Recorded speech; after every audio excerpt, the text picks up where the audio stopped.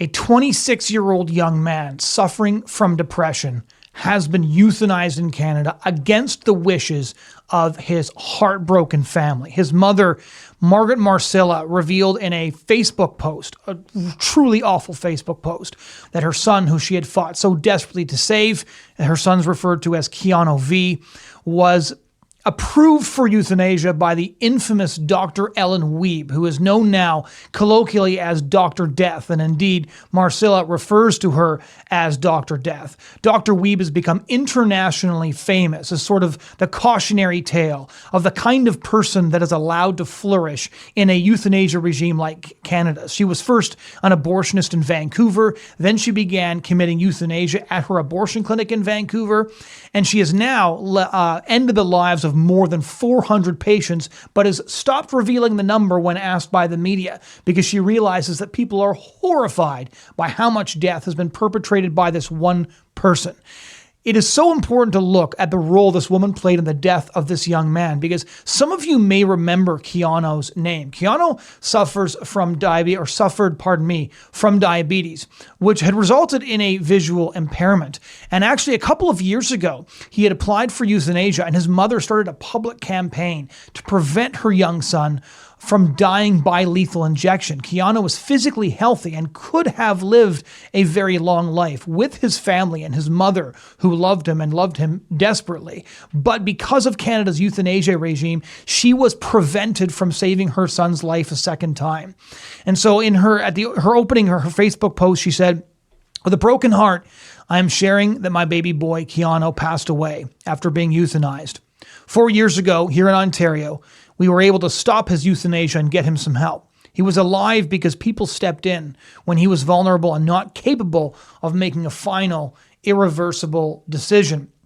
So this case actually went viral back in 2022 when she launched a petition campaign to stop Kiano's death by euthanasia, which at that point had been scheduled for September 28 at Toronto's Maid House. Maid, for those of you who are unaware, is medical aid in dying. It's the Orwellian phrase we use to describe euthanasia, or essentially suicide by doctor.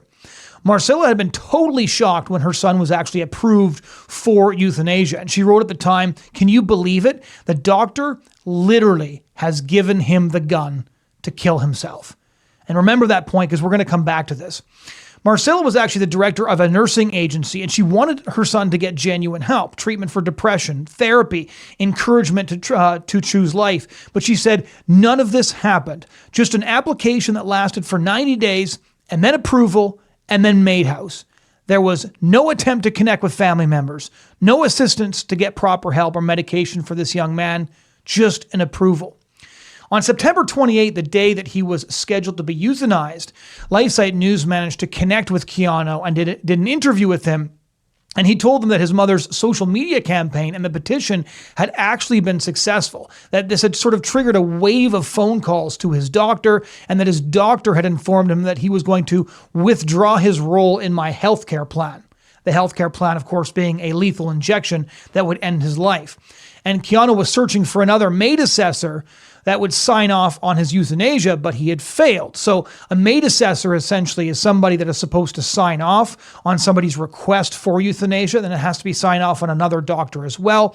And what you have happening in Canada right now is people who don't actually fit the eligibility requirements, although that might change after 2027, and just shop around for maid assessors that are willing to sign off on their death by lethal injection. In other words, there's people with suicidal ideation trying to find someone who will help them commit suicide. In fact, one doctor even told Kiano as he was shopping around that because he was both young and healthy, that he just wasn't a very likely candidate for euthanasia. But 3 years later, Kiano has succeeded, and Kiano died, or I should say, was killed by Dr. Ellen Wiebe in December 2025. And here's what his devastated mother wrote on Facebook. And this is actually worth reading in full. And I want you to remember while we're listening to this, that this is a Canadian mother who loved her son. Her son struggled with depression as a result of diabetes, as a result of some visual impairment. And despite doing everything she could, the system was stacked against her. All her son had to do was continue shopping until he found a maid assessor willing to affirm his suicidal ideation and then end his life by lethal injection. And she was helpless to protect him. This is precisely what will happen in 2027 if Maid for Mental Illness is in fact approved and becomes part of the eligibility process. But it is already happening because you have physicians like Dr. Ellen Wiebe who are willing to bend the rules and do what it takes to end people's lives. So here is what Kiano's mother wrote. Tragically, the Canadian system later allowed something very different to happen in Vancouver, where a doctor named Dr. Ellen Wiebe, aka Dr. Death No. 2, approved his death based on mental illness. This approval occurred despite euthanasia for mental illness being banned until 2027. Somehow, Dr. Death No. 2, I should pause there and say Dr. Death No. 1 refers to Dr. Jack Kevorkian, who was a euthanasia pioneer in the United States. Dr. Death No. 2 found a loophole in the system, one that now demands to be exposed so that no other parent has to endure this. This is disgusting on every level, and I promise I will fight this tooth and nail for my son and other patients who too have children that suffer from mental illness. As a mother, and after watching and reading countless stories from other families, I can say this experience was not only devastating, but deeply disturbing. The actions of Dr. Ellen Wiebe reveal a pattern of coldness and disregard for vulnerable human life that I can no longer stay silent about. Just that scary smile shows her entitlement for taking people's lives. No compassion, no protection, no effort to save a life, only to end it. This is not healthcare. This is a failure of ethics, accountability, and humanity. No parent should ever have to bury their child because a system and a doctor chose death over care, help, or love. In time, I intend to pursue accountability against Dr. Ellen Wiebe and to stand alongside other families and associations who have been harmed by these same decisions. I know we are not alone. Right now, we are making arrangements for my son's funeral. That happened on Saturday, January 10. Details will be shared once finalized. Thank you to everyone who has supported our family, prayed for us, and stood by us through all these years of pain and hope. Please keep our family in your prayers during this unbearable time. And then she signed that statement, Margaret and Joe. Again, I want you to visualize what's happening here, because what just happened to Margaret and Joe, what just happened to Kiano's family, is something that is going to happen to countless more Canadian families if the planned expansion of the eligibility of euthanasia for mental illness is actually implemented in 2027. What we are going to have is young people who cannot access the help they need, who do not have the access to the therapy, psychiatry that they need, or are going through a very dark time in their life. Awful things are happening. And in these moments of despair, they will apply for and be approved for euthanasia, and they will die by lethal injection. And even though the majority of suicide attempts usually fail, euthanasia doesn't fail. We know that a majority of people, once they've jumped from a bridge, say, suicide survivors always say the first thing they feel is instant regret. We only know this from those who have survived. And the heartbreaking thing to consider is how many people felt that moment of regret but couldn't take back the decision because they'd already jumped. This is what is going to happen in Canada. People who are going through temporary pain, people who have not explored all the avenues they need for help, people who simply can't access the help that they actually need in Canada's incredibly broken healthcare system, that those people are going to die by lethal injection, leaving heartbroken families like Margaret behind. I'm just trying to imagine what it would feel like. There are people that I know and love who struggle with mental illness. To know that their death was scheduled, that they were going to be taken away by suicide, by planned suicide, perpetrated by a doctor, and that there was nothing that I could do to stop them, that I couldn't even persuade them, because the thing about mental illness is it's mind-altering. It means that your brain often throws up cognitive distortions. The way you see the world isn't the way the world really is. And so very often you're unable to actually persuade them and convince them because their cognitive distortions have convinced them that the way they see the world is real. And then in that condition, to apply for and to receive lethal injections from doctors like Dr. Ellen Wiebe. Dr. Ellen Wiebe, of course, who is also an abortionist and is now burning the candle at both ends of life spectrum. It's worth talking about Dr. Ellen Wiebe for just a moment because Dr. Ellen Wiebe is a truly chilling figure. And she's received international coverage, by the way. She's done interviews with documentaries. There's a clip of her sort of cackling wildly and talking about how satisfying and fulfilling it is to do her job, which is killing hundreds and hundreds of people by lethal injection. And even UK newspapers like the Daily Mail noted how chilling and how creepy it was that she derived so much satisfaction from helping patients, by which she means putting them down as if they're household pets. She has faced multiple investigations and complaints over her euthanasia practices, so Kiano's mother will not be the first one to go after her.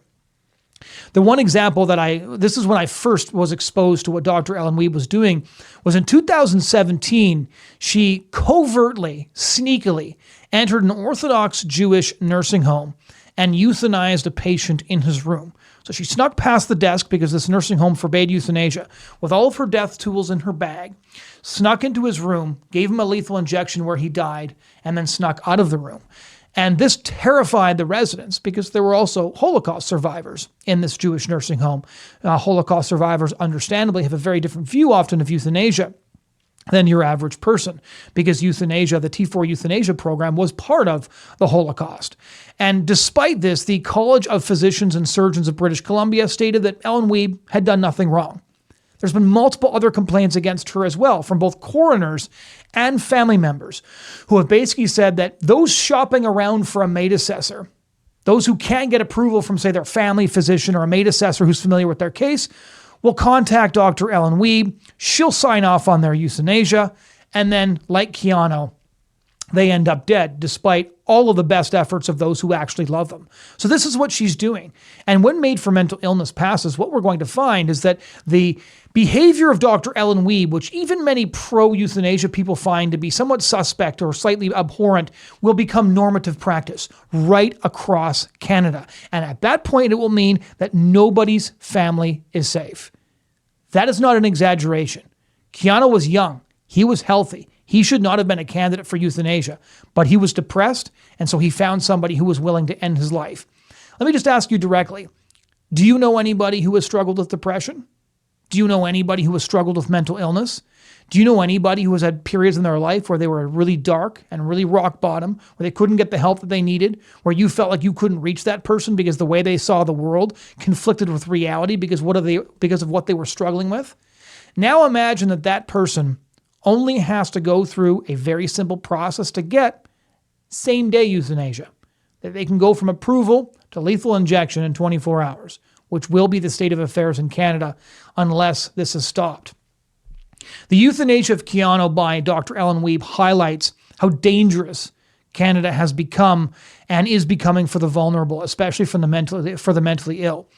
And there was a comment underneath Marcella's heartbreaking Facebook post with one mother who noted that she actually fled Canada because precisely of this. And I know I've shared this story before, but I think in the context of Kiano's story, this story is worth reiterating because it kind of highlights where Canada is. We are a country where those who have vulnerable family members or vulnerable loved ones feel they have to flee the country because if their loved one manages to find a doctor like Dr. Ellen Wiebe and get approved for assisted suicide, that you might be forced to sit helplessly by while your loved one is killed. Here's what the mother wrote just below Margaret's statement. We also have a daughter who struggles with mental illness. And when I saw and read around 2020 that they were considering this, we gathered the family, but especially our daughter, and moved back to Hungary with her to save her from this. She is the same age and had already attempted it herself in Canada.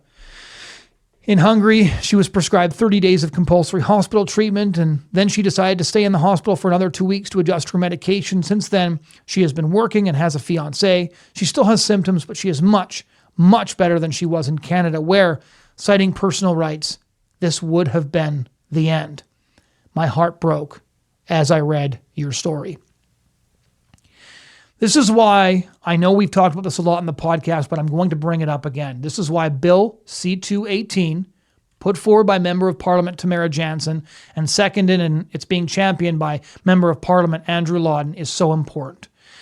Late last year, we did a whole show on Tamara Jansen and Andrew Lawton's speeches in Parliament on Bill C-218. We mentioned in the first show of this year that the Liberals seem like they're going to vote against it. Bill C-218 would ban euthanasia for mental illness.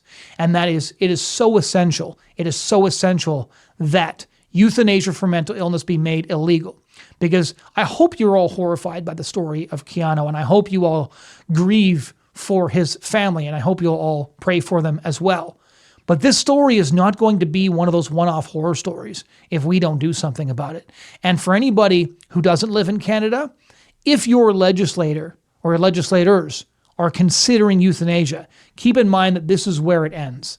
We are not talking simply about people with 2 weeks left to live who are suffering from cancer asking for euthanasia. For the record, I'm against it in that instance as well, because I'm against suicide, even if, and especially if actually, administered by doctor. But this is always where it ends. It means that the vulnerable fall through the cracks and that the vulnerable end up euthanized. It means the vulnerable end their lives, at the end of a needle. So Dr. Ellen Wiebe, aka Dr. Death, as Margaret calls her, both an abortionist and a euthanasia practitioner. She is sort of the human embodiment of Canada's culture of death. But if we do not stop euthanasia for mental illness, many, many more people like her will emerge. And if euthanasia is being considered where you live and you don't stop it, Dr. Ellen Wiebe's and people like her will show up in your area as well. And suddenly you may be worried that somebody that you love has the capacity to commit suicide, and there will be nothing you can do about it. Thank you all for listening to this week's episode of the Bridgehead Briefing. We hope you found it helpful. We hope you're better informed by it. And we hope that especially with this particular episode, you'll share it around so that people will hear this information. We believe it's very important. Thank you once again so much for giving us your time.